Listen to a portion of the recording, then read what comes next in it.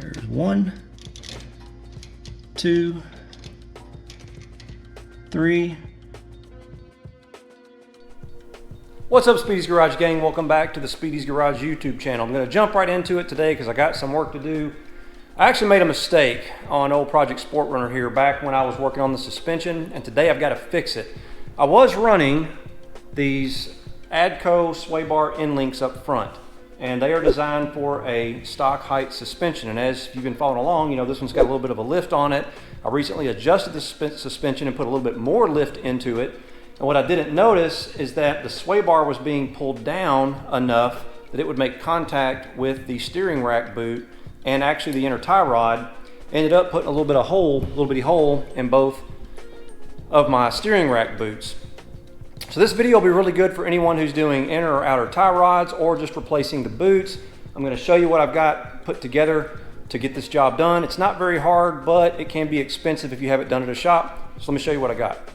So it was only a problem when the suspension was fully drooped. The sway bar, this is an ADCO sway bar, so it's much bigger than factory. It was making contact right up here with the top of the boot, specifically where the inner tie rod is.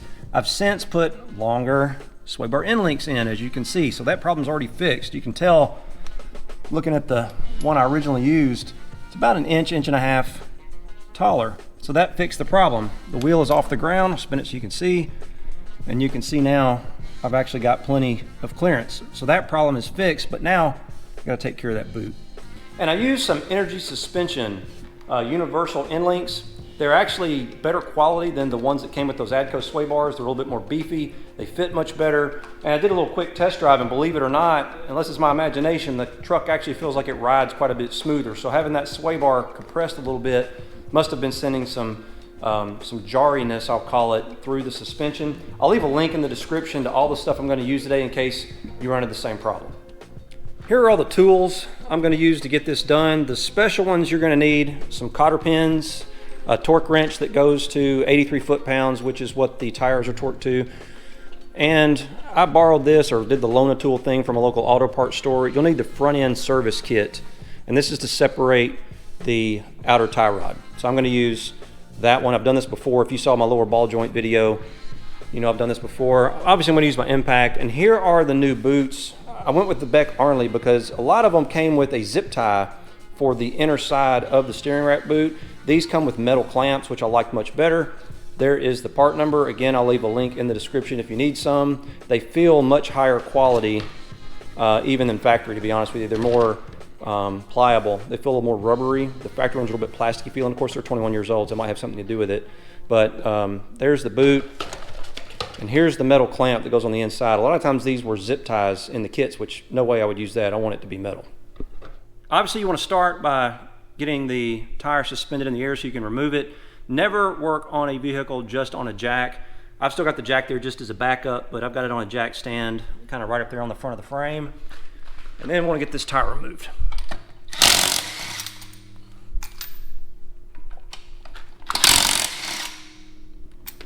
I highly recommend you get an alignment anytime you mess with this part of the suspension, but I've taken a silver Sharpie and I put a witness mark from the threads across the lock nut and the inner tie rod end so that I can get it back close, and it'll be close enough to get it to the alignment shop. Now I'm going to loosen this lock nut just a smidge that'll allow me to remove the outer tie rod so we can get that boot off. Once we get this loosened, we'll have to go after that 19mm castle nut and take the cotter pin out. The lock nut is 27mm, and the outer side of the inner tie rod is a 28mm. The reason that's important is you don't want to go cranking on that lock nut and just letting the outer tie rod flop around. Your lock nut with another wrench so that you've got something to stabilize it while you break that free. Factory torque spec on that is 41 foot-pounds, but I've had it aligned a couple of times, so it could be tight.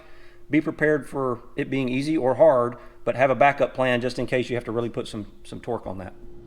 So I didn't have a 27 and a 28mm, so I'm using these adjustable wrenches. And you want to, like I said, put some tension on the inner tie rod so that you can hopefully break that nut loose. There we go.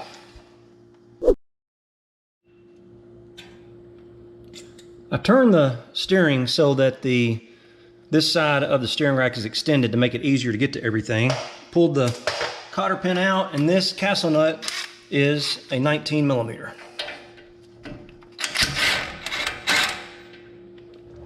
I always like to rethread the castle nut back on upside down before I use the puller. Be careful of your rubber boot. You don't want to get that. Then you just slide the puller in place.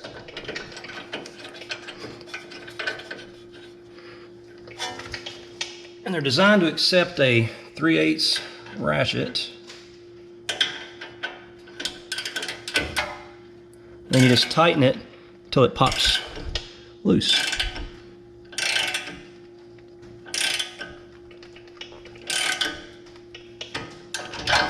That was anticlimactic.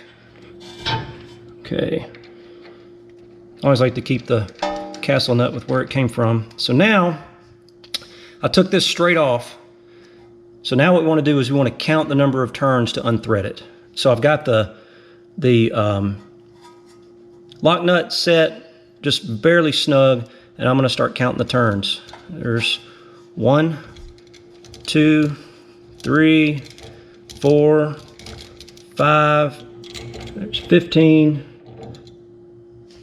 So that's 15 and a half. 15 and a half turns. And what I'm going to do is take my Sharpie and write 15.5 on here so I don't forget.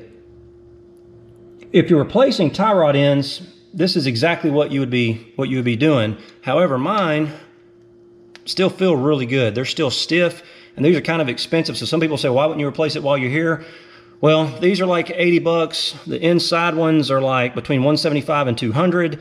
And you can see mine still got quite a bit of tension in them. So I'm gonna say these are good. I want to get the maximum life out of them that I can. So I'm just gonna put them back on after I replace the boot.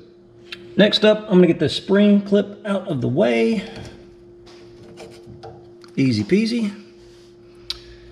And now there's a clamp on the back. They're sometimes reusable. I'm not gonna reuse them. I'm wondering if I can just slide that off. No, I'm gonna have to stretch that clamp out a little bit. So I used a flathead screwdriver, and I got back in here and sort of stretched up that metal clamp so I can get some snippers on it. Try to just cut it.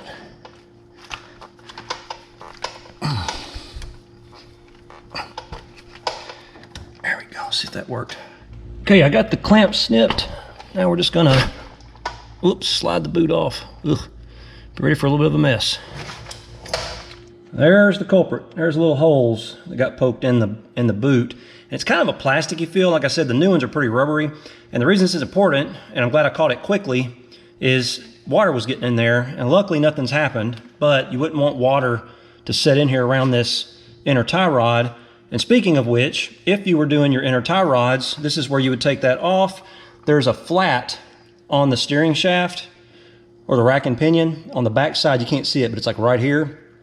You would back it up just like we did the outer tie rod. You would hold the steering rack, and then you would put a wrench on a flat here. There's a retainer that you'd have to hammer out. It's like a lock washer, but it's one of those that you bend over. You would tap that out and then break this free, unscrew it, thread your new one on, obviously with a new washer, and tap that back down. I'm not replacing mine. As you can see, they are in really good shape, but I am going to give it a really good cleanup and repack it with fresh grease. I've repacked the inner tie rod with grease, and I put a light coating on the steering shaft as well. I also put just a little bit around the edges of the boot to make it slide on easier and not give me any trouble.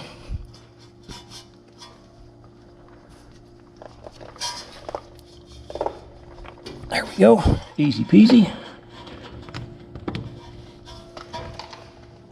Now I'm going to put the band on the back first, and then I'll probably turn the steering in a little bit before I put the front spring clip on.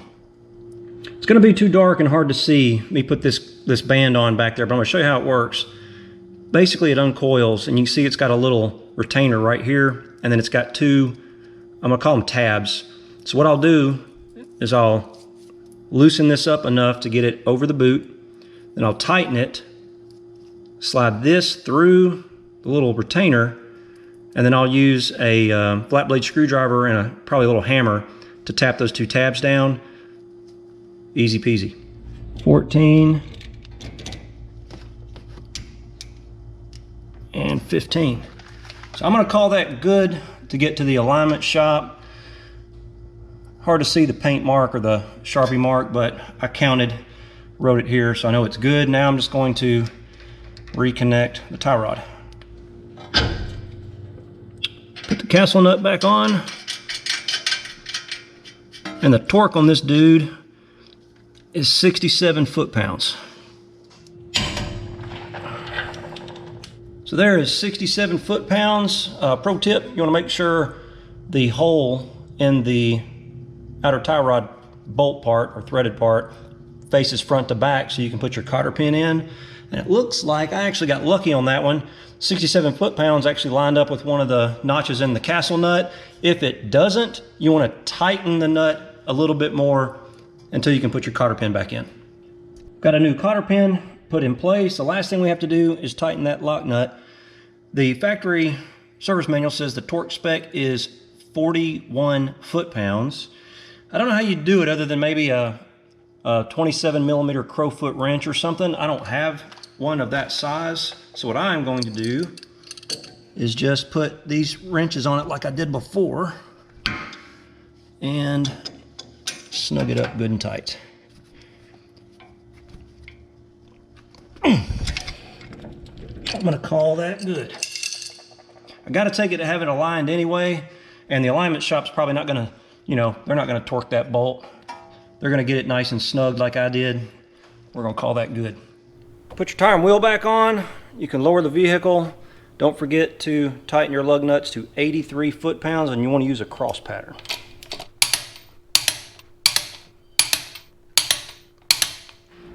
Well, all the hard work's done. All I need to do is run it up to the shop and have the alignment done. I did do a lifetime alignment on this when I had it aligned last time, so I'm good to go there. It won't cost me anything extra. It was only like 30 bucks more for a lifetime versus a regular one.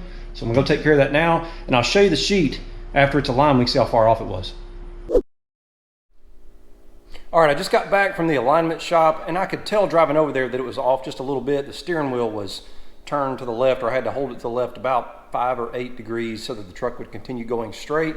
So I'm going to show you what the alignment sheet looks like. It was actually closer than I thought it would be, but it did need an alignment. So I highly recommend, if you mess with the tie rods at all, just get it aligned. The lifetime alignment has already paid for itself for me, so you might want to consider one of those too. And obviously I did both sides. I did do the boots on both the driver and passenger side. I only showed you one because it's the same process on the other side. So here we go on the alignment sheet.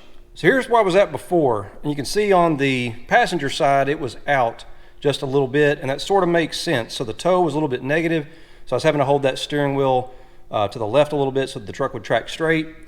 There it is after the alignment, all squared away. So moral of the story is to fully check your suspension, including sway bar and steering and everything, if you ever mess with the suspension at all. I had only adjusted the suspension up another ½ inch. I had been running a 2-inch lift for, I don't know, 17 years, something like that. Back when I worked on the, what are they called? The lower ball joints, I decided to raise it up another ½ inch just to level it out. And that extra ½ inch gave me some trouble. I didn't notice that it had pulled the sway bar down enough to contact the steering rack boots. And obviously where the tie rod, that inner tie rod's a little bit bigger, so it was kind of squishing against the sway bar, and it wore holes in the steering rack boots. And it only happened when the suspension was drooped. When it was sitting at ride height, I probably had a ½ inch of clearance, but that's obviously not enough. Realistically, you want the sway bar parallel, the end of the sway bar parallel with the lower A-arm where it connects. You want it as close to parallel as you can get. In my case, those extended sway bar end links raise the sway bar up 1.25 inches, 1.5 inches, something like that, and now it's parallel. The truck actually rides better, and I'm not gonna have any more problems with the sway bar contacting the steering rack boots, so that's all fixed. I hope you enjoyed the video. Please give it a thumbs up if you did. Be sure to check us out on Instagram. It's @Speedies_garage, as well as the website, www.speediesgarage.net. And now I can get to the outside or the exterior of the 4Runner, and that's coming up next.